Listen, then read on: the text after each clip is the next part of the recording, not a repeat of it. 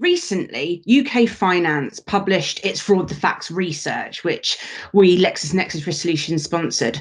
And that showed us sort of the nature of fraud within UK banks for 2020, revealing the huge proportion of fraud that CNP or remote purchase fraud accounts for.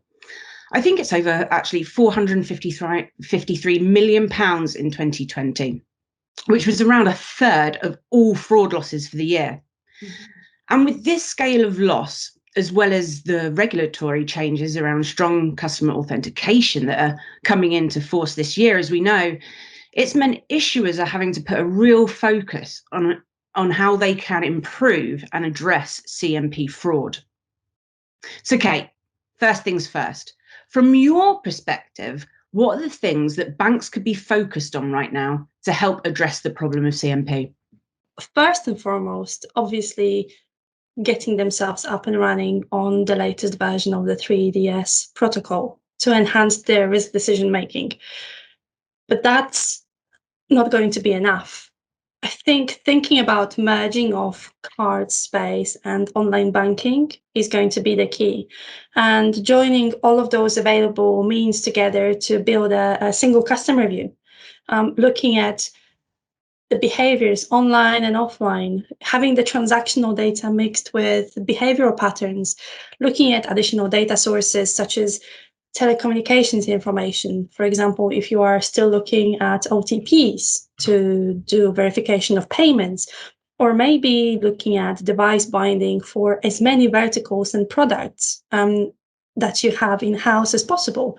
And the investment into user-friendly security and the protection on this microscopic scale to enable good protection on the macro level. I think that's going to be the key. In terms of those changes that you've just mentioned, that we'll see, really being driven by 3DS, 3D Secure, what impact do you think this will have on the issue of CNP fraud? This is my favorite question so far. Cards and data breaches always go hand in hand, and they will continue. And you can see the numbers. CNP is rising, right? Merchant adoption of 3DS protocol version 2, it continues to increase, but sophistication of analysis should follow. CNP should be dropping, but the numbers from UK Finance suggest that the average fraudulent transaction value is going down. However, the cases are up. So some would say that the issuers are detecting fraud sooner. But I think it looks like the fraudsters are getting better at hitting that sweet spot and mimicking the genuine customer's behavior, because the case numbers should have been decreasing by now.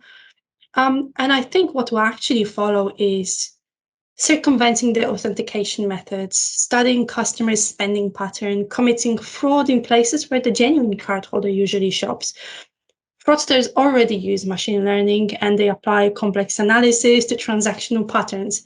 And that's what will follow already. Your intercepted OTPs, spot messages, SIM swap, phishing, smishing, rogue merchants will start popping up everywhere. And we know that there are payment facilitators out there that allow people to actually do it, and it's quite easy.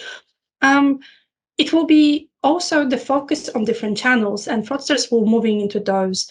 So if 3DS proves too hard to crack, they will start moving to this unsecured zone.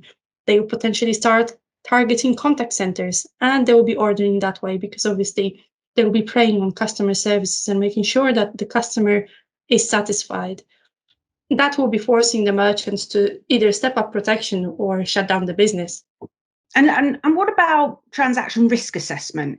What sort of effect will this kind of approach, what you've been speaking about, what will that have on TRA rates? The issuers and the merchants and acquirers can apply the TRA exemptions if their fraud rates are relatively low or sufficiently low, if you wish. And banks slash issuers, they have been doing that already on quite a large scale. They've been tracking their false positive rates and value detection rates and so on. And bear in mind, it is always in the end the issuer who makes the decision whether to approve or decline the transaction. And in many banks with multiple layers and enhanced verification methods, they will be applying the TRA because it's first and foremost good for their customers, and also because the liability will sit with the merchant in case where the merchant's acquirer requests the TRA exemption. So the precision in TRA assessment will be key. Because looking at the use of stronger customer authentication to secure every payment over 30 euros will cause problems for PSPs, right?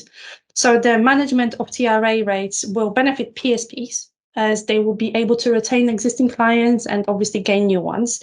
And if the payments constantly fall out of these TRA brackets and the shoppers will have to be continuously authenticated, then they will be forced to use the minimum two factors to authenticate them.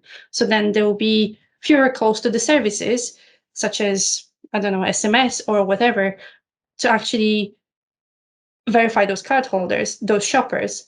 What that will mean, fewer calls, business savings in the long run. Is there an impact on liability issues in remote purchase situations amongst all this? So previously, if the merchant was not enrolled in 3D Secure, then it was easy to issue a chargeback against them should the transaction be declared fraudulent later down the line. However, now it is kind of like a tag of war situation where everyone has to be on the same kind of level playing if they want to play safe. So now there is this race to actually be 3D Secure enabled and be on the latest version of the 3D Secure version 2 protocol to actually offer protection for the issuer, for the bank, and as well the merchant, to make sure that this liability will be equally rebutted. What do you think will be the main benefits for issuers, acquirers, or merchants by applying, this enriched, layered level of intelligence of the type you referred to for card authentication? The more layers you have, the stronger your protection, right? And should one of them fail, you can always fall back onto another.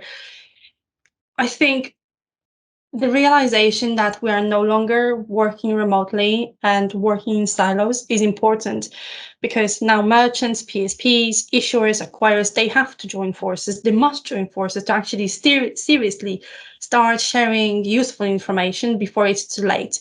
And the good thing about fraud prevention for all these players is the common enemy, right? So the collaborative approach will bring the best results.